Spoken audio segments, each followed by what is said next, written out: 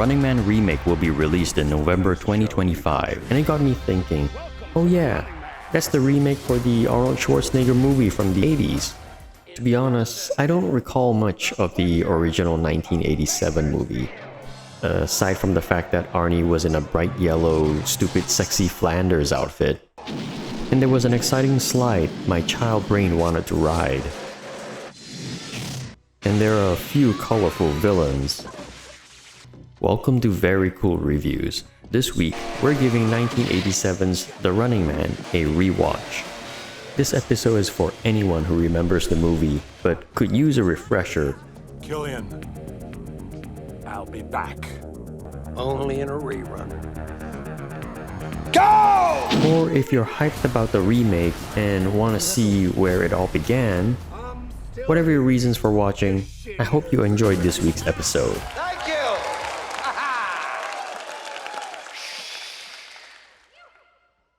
It's showtime!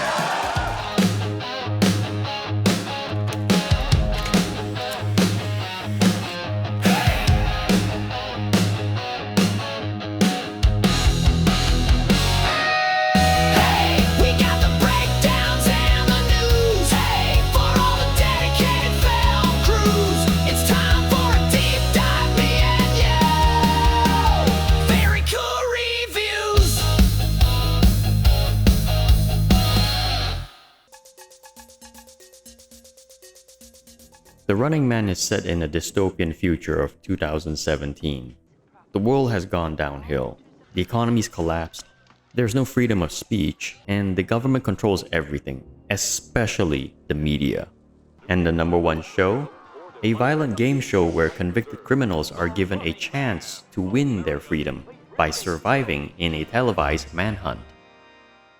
Arnold plays Ben Richards, a police helicopter pilot who gets framed for a massacre he didn't commit. There are lots of women and children down there. All they want is food, for God's sake.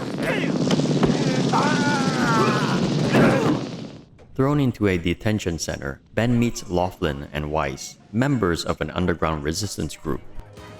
They hatch an escape plan. Go ahead, do it. Shut down the deadline or we all lose our heads. That involves a lot of hacking and a few one-liners. Give you a lift? The trio makes it to LA and meets up with the underground resistance led by Mick Fleetwood. You're one of the cops who locked up all my friends, burned my songs. People like you took this country and turned it into a jail. And Dweezil Zappa. This resistance group rocks. All I've seen is a bunch of low foreheads who think they can change the world with dreams and talk. It's too late for that. If you're not ready to act, give me a break and shut up. That's when we learn that Ben Richards is kind of a dick. He doesn't care about the resistance or fighting the system. He's not into politics. He's into survival. Plus, I'm not into politics, I'm into survival.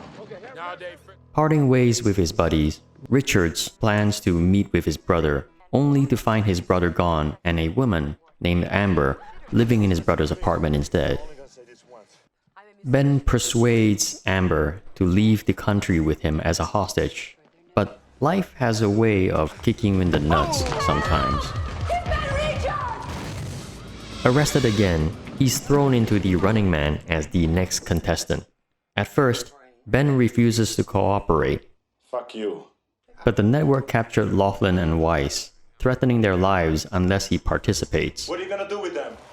The show is a spectacle, complete with choreographed dance breaks, bloodthirsty audience members, choreographed dance breaks, and cartoonish killers called stalkers.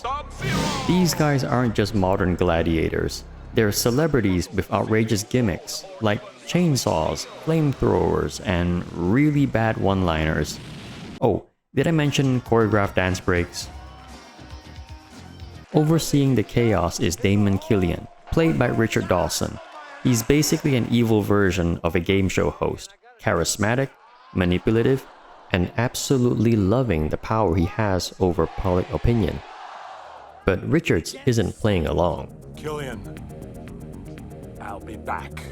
He's not here to be entertainment.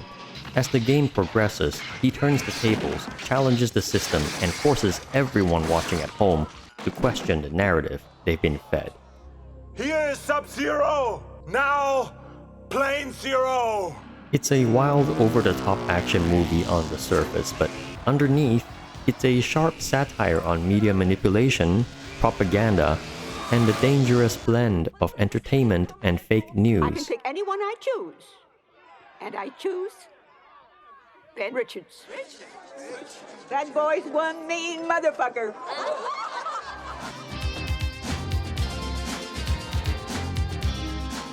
When The Running Man was released in 1987, its over-the-top vision of a dystopian game show felt like pure sci-fi satire.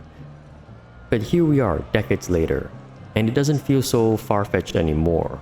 Sure, we don't have televised death matches yet, but spectacle of human lives as entertainment, that's everywhere.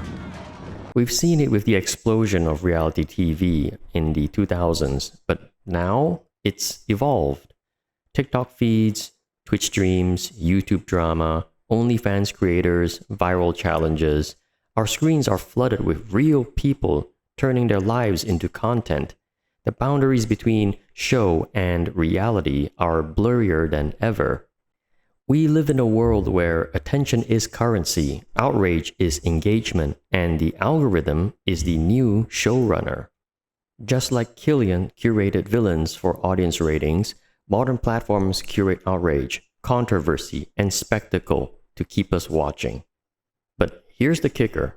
Unlike The Running Man, where contestants were forced into the arena, today many willingly jump in because fame, validation, and monetization are powerful incentives. The satire has caught up with us. The Running Man isn't just a dystopian fantasy anymore. It's a reflection of the entertainment ecosystem we've built around ourselves.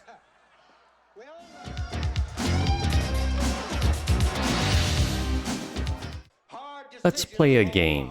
It's called Sounds Familiar? I'll go through some points in the movie and you tell me if it sounds familiar. Control your jealousy and leave your message. The movie opens with food riots and mass unemployment. The gap between elite and the poor has widened to the point where basic needs spark violent uprisings. Control your jealousy and leave your message.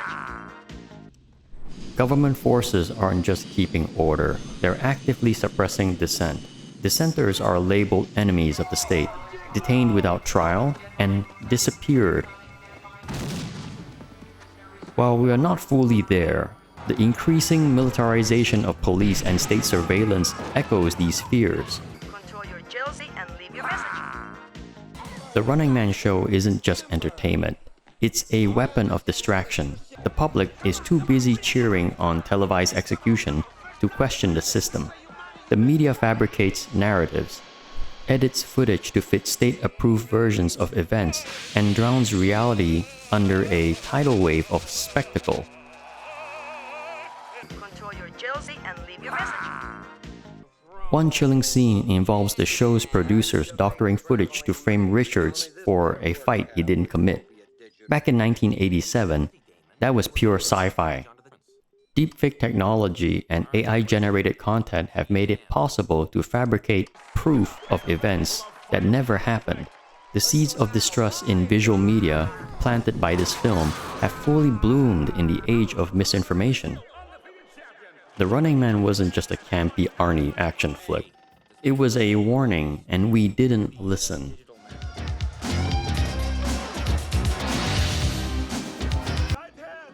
Hey, Christmas tree! Honestly, rewatching The Running Man was a blast. You get a sense of nostalgia with the costumes, the synth score, and all that leotard action. The fights were decent, and the villains were cool. I love the idea of having Arnold facing these action figure-like villains with gimmicks, and he has to defeat them like it's a boss battle for a video game. I went in expecting a cheesy over-the-top 80s action flick, but to my surprise, the message was deep. The satire on media manipulation, corporate control, and a society obsessed with spectacles, that took me by surprise. The movie explored the concept of image manipulation and false narratives back in 1987. That makes it way ahead of its time. In short, yes, The Running Man is still cool. We're experiencing technical difficulties. Bullshit! And with a remake coming, there's never been a better time to revisit this cult classic. I'm VCR Guy, and this has been Very Cool Reviews. Please share, like, and subscribe. And remember, don't be mean, be kind, and rewind. But I hope you leave enough room for my fist, because I'm going to ram it into your stomach and break your goddamn spine! Ah!